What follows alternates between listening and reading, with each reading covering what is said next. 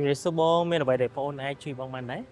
ខ្ញុំចង់មើលឡាន SUV 7ក្អីដែលតម្លៃប្រហែលក្រុម50000អីចឹងណាព្រោះខ្ញុំមាន5ក្អីមួយឯងតែខ្ញុំចង់មកអាធំជាងនឹងអញ្ចឹងមានអីអាចណែនាំខ្ញុំបានទេបាទបងបងអូនសូមណែនាំមួយម្ដងតែស័ក្តិសមសម្រាប់បងតែម្ដងតើឥឡូវបងអញ្ជើញមកខាងនេះមកមើលនេះគឺរថយន្ត GAC GF8 ស៊េរីឆ្នាំ2026ជាប្រភេទ SUV 7កៅអីផ្ទៃខាងក្នុងគឺធំទូលាយខ្លាំងមែនទែនបងយល់យ៉ាងណាដែរសម្រាប់មួយម្ដងនេះមានអីរូបរាងស្អាតរកេតាមើលទៅធំហ្មងណារូបរាងគឺស្អាតមែនទែនហើយរូបរាងអំណាចអ្វីដែលកាន់ពិសេសគឺ design បែបរថយន្តលក្ខណៈបែបបុរាណចិនលាយជាមួយនឹងសម័យធ្វើឲ្យរថយន្តកាន់តែលេចធ្លោតែម្ដងចំណែកឯចង្គៀងខាងមុខវិញរចនាលំនាំស្ដេចចម្បាំងក្នុងខ្សែភាពយន្តបែបវិទ្យាសាស្ត្រ Sci-Fi Movie អមដោយប៉ាណារាងអក្សរ V ជួយជ្រែកខ្យល់បានល្អនិងជួយស្អំដល់ម៉ាស៊ីនផងដែរផ្នែកខាងក្រោយស្តុបជាប្រភេទ LED រចនាបថ Inspire ពីស្ពានឆ្លងសមុទ្រមួយដ៏វែងរបស់ប្រទេសចិនដែលភ្ជាប់ពីហុងកុង Zhuhai ម៉ាកាវដែលធ្វើឲ្យរថយន្តនេះកាន់តែស្រស់ស្អាតនិងទាក់ទាញផងដែរចុះខាងក្នុងវាមិនដែរទៅបាទបងខាងក្នុងគឺទំនើបខ្លាំងមែនទែនតោះឥឡូវអញ្ជើញបងទៅខាងក្នុងដើម្បីបង្ហាញពីលក្ខណៈពិសេស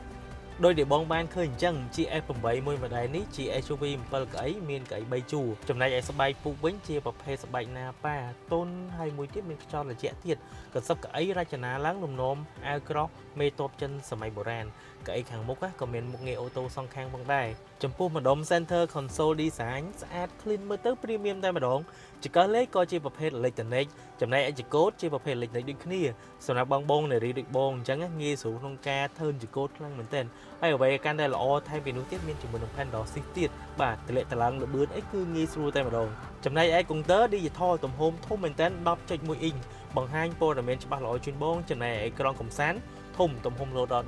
14.6 អ៊ីង Touch Screen បានកម្រិត HD បាទមានជាមួយនឹងដំបូលបើកប្រភេទ Panoramic Sunroof លាតពីមុខដល់ខាងក្រោយទៀតម៉ាស៊ីនត្រជាក់មាន3តំបន់កៅអីជួរទី2អាចបញ្ជាកម្រិតទៅលើម៉ាស៊ីនត្រជាក់ដោយឡែកបានទៀតបំពាក់ជាមួយនឹងកាមេរ៉ាមួយជុំរថយន្ត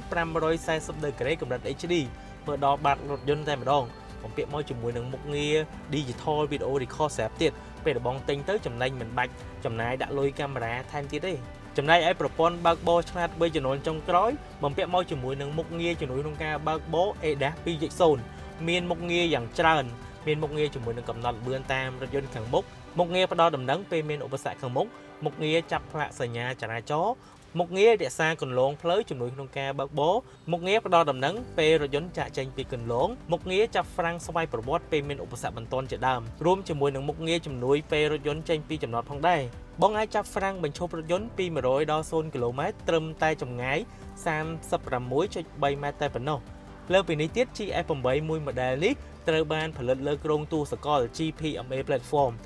95% ជាប្រភេទដែកថែប High Strength Steel ដែលធ្វើឲ្យរថយន្តនេះទទួលបានជាមួយនឹងចំណាត់ថ្នាក់សុវត្ថិភាពកម្រិតផ្កាយ5ពីស្ថាប័ន C&CAP ជួយឲ្យការបើកបររបស់បងកាន់តែមានសុវត្ថិភាពបន្ថែមអ្វីដែលកាន់តែពិសេសទៀតណាបងទៅលើម៉ាស៊ីនគឺល្អខ្លាំងមែនទែនតើលើអញ្ជើញបងទៅមើលប្លុកម៉ាស៊ីនម្ដងណាបើនិយាយពីម៉ាស៊ីនវិញគឺជាប្រភេទម៉ាស៊ីនសាំងជំនាន់ថ្មីដែល GAC ឲ្យឈ្មោះថា Megawave Power ចំណូលរហូតដល់ 2.0 TGDI បង្កើតកម្លាំងខ្សែបានរហូតដល់252និងកម្លាំងរមួល400 Nm ឯណោះបានបំពាក់មកជាមួយប្រអប់លេខរបស់ជប៉ុនប្រភេទ CVT 8 វគ្គអូតូរបស់ Aisin ដែលធ្វើឲ្យរថយន្ត GF8 មួយនេះមានកម្លាំងខ្លាំងស្ទុះការចេញចូលលេខស្មុតល្អហើយសន្សំសំចៃថែមទៀតកម្រិតស៊ីសាំងចន្លោះពី8ទៅ9លីត្រក្នុង100គីឡូម៉ែត្រអាស្រ័យលើការប្រើប្រាស់ជាក់ស្ដែងរបស់បងតែម្ដងចុះលើការធានាវិញបាទបងសម្រាប់ការធានាគឺធានាជូនបងរយៈពេលវែងរហូតដល់5ឆ្នាំឬក៏150,000គីឡូម៉ែត្រចេញពីរោងចក្រ GC Motor ប្រទេសចិនផ្ទាល់ទទួលបានការប្រឹក្សាថែទាំនិងជួសជុលជាមួយនឹងជាងជំនាញដែលមានបទពិសោធន៍នៅជាមួយ GC យូរឆ្នាំតែម្ដងធ្វើឲ្យរថយន្តរបស់បងនឹងទទួលបានការប្រើប្រាស់យ៉ាងងាយស្រួលចុះតម្លៃវាមិនដែរតិចលើសបាត់ចិត្តខ្ញុំទេបាទបងតម្លៃពិសេសខ្លាំងតែម្ដងត្រឹមតែ $42,900 តែប៉ុណ្ណោះសម្រាប់ស៊េរីឆ្នាំ2026បង42,900ហើយបានឡានធំជាងមុនហើយកម្លាំងម៉ាស៊ីនធំជាងមុនទៀត